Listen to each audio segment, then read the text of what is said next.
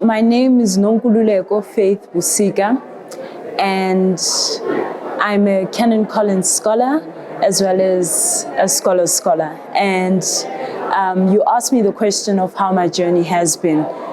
I know it may sound cheesy, but it has been absolutely transformative in a huge way.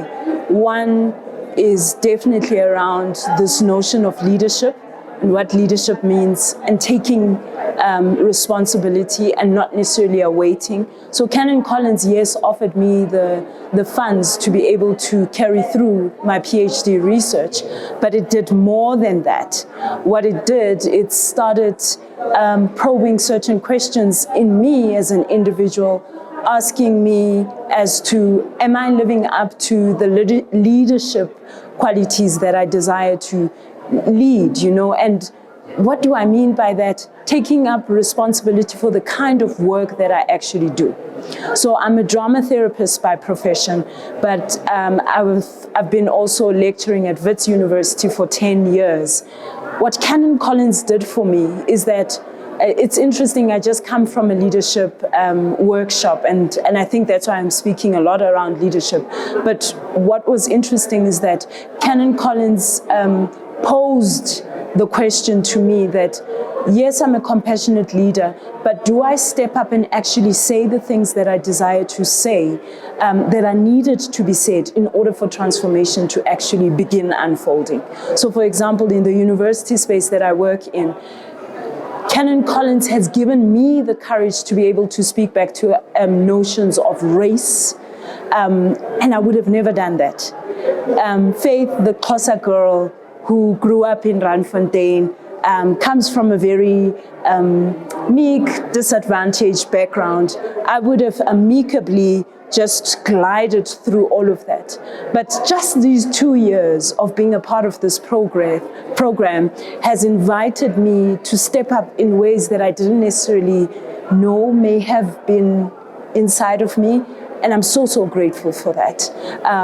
It still frightens me when I do speak and name the things that wouldn't have necessarily been named, but I'm grateful that Canon Collins keeps giving that opportunity for one to be able to name that.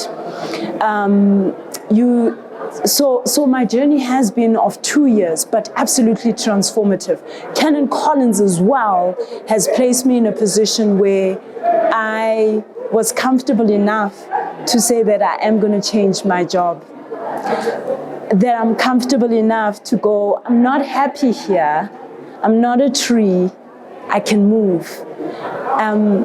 So I'm saying a lot of things, but a major thing that I'm saying, it's invited me to tap back and be reminded of my own agency as a human being, but not just my own, thinking in a collective way. I love their principal pillar around collaboration. These 2 years, I've learned that as much as I'm doing the therapy work, in asylum work, which is difficult work, and sometimes we feel isolated, but in this community, I've constantly felt at home. I've constantly felt this idea of belonging by virtue of being surrounded by so many change makers and transformative people that I found a place to plug into. And that for me has been exceptional in terms of the journey ahead.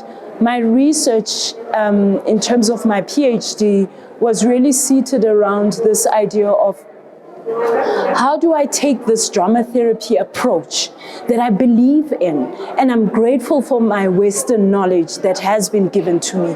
But countless times I've found myself frustrated with the approach because I've constantly asked myself, how do I actually take this and invite for this approach to meet the needs of African people? And in this context, I'm specifically speaking about Black African people and their needs.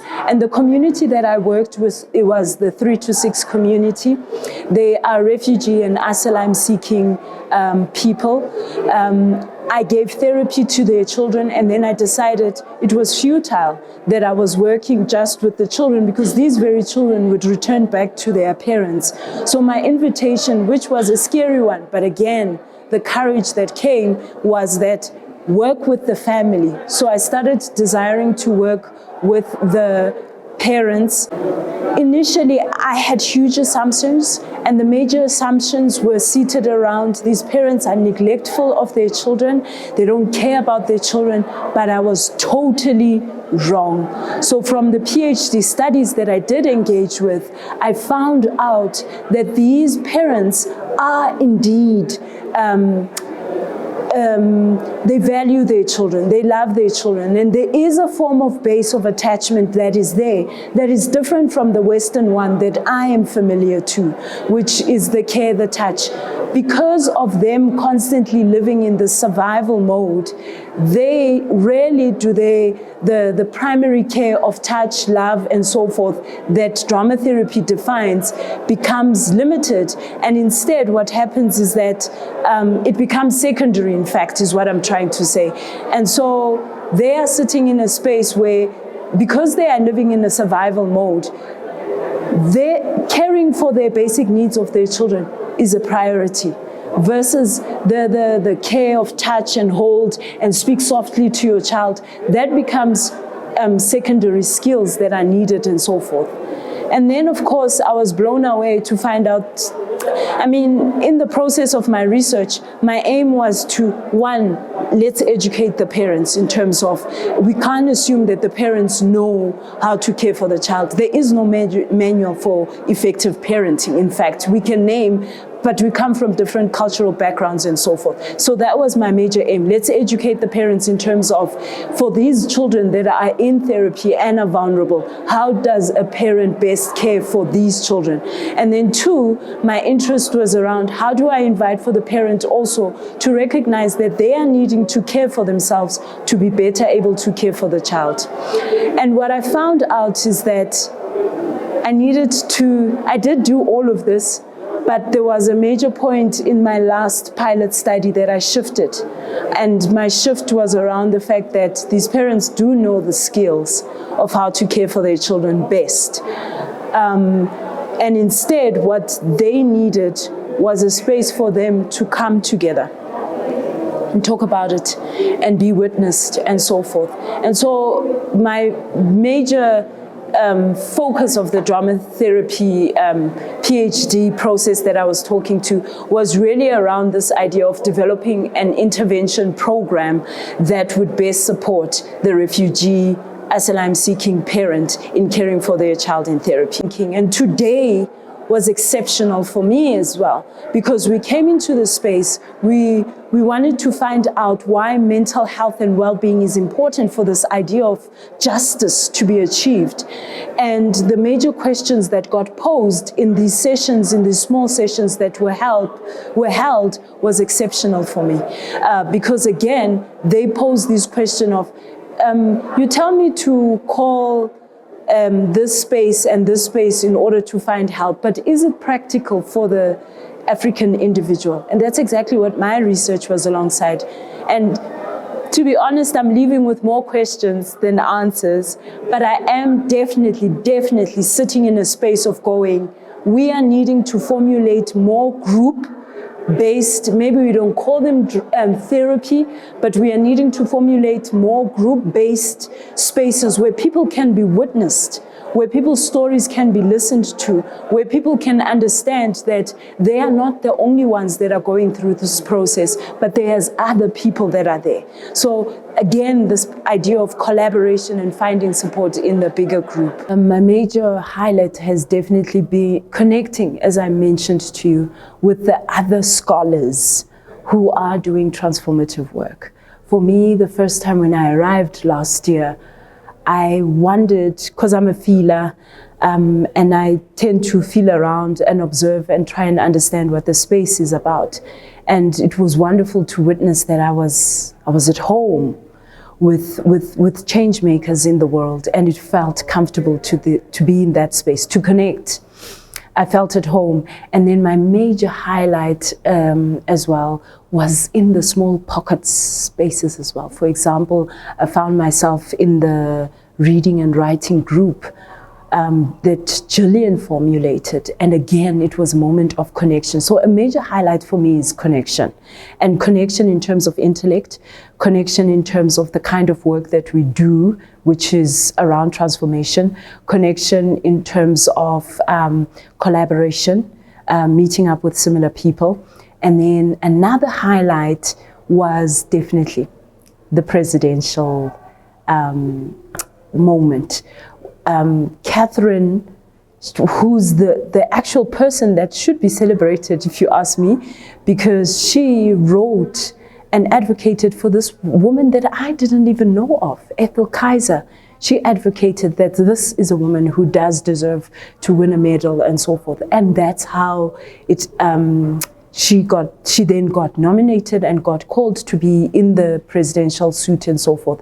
And I was just merely the person who was going to that place to receive that award. And that was, for me, was a very humbling experience. Just learning about other women who were activists, who chose to truly build the nation. Because I have been sitting in the space of asking myself, initially I was very against this word of activism just because of the rough and the violence around it. But to see that there is individuals like Ethel Kaiser who was able to say, I'm going to move away from the politics and actually focus on this idea of building nation. And the building of the nation was around the education, offering education. And so it invited for me to begin asking, how do I position myself in the work that I do? And obviously also what Kumi Naidoo said last year stuck with most of us. Do I want to die here, or do I want to live a longevity of a life being an activist? And I've chosen that. And I think that's why the change of job, to go somewhere else, to go and transform somewhere else. The major thing that I want to say is that, one, as an individual, you carry gifts inside of you.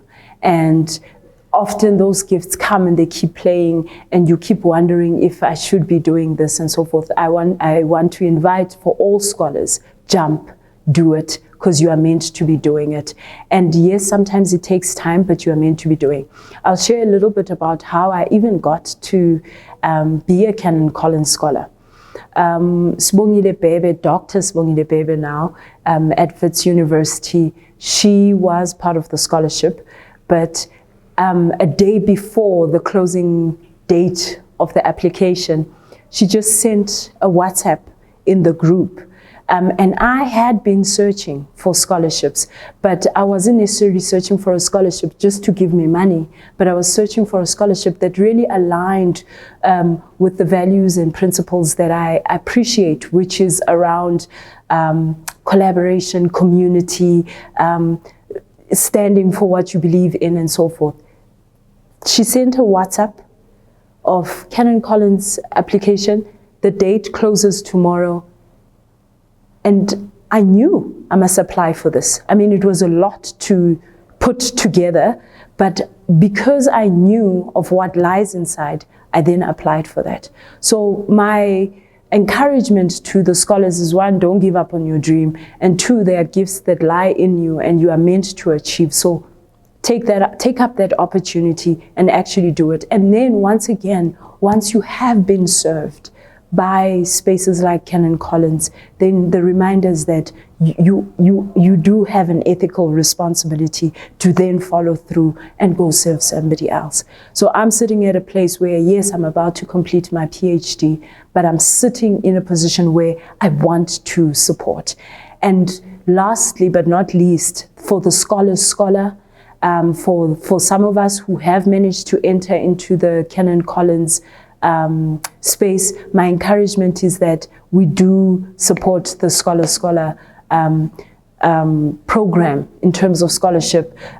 We must fund other scholars in terms of the ideas that I have. I've committed myself that I am definitely going to be funding, and I encourage that we all do that, because as we do that again as a community, then again we building and serving somebody else who's then going to serve somebody else.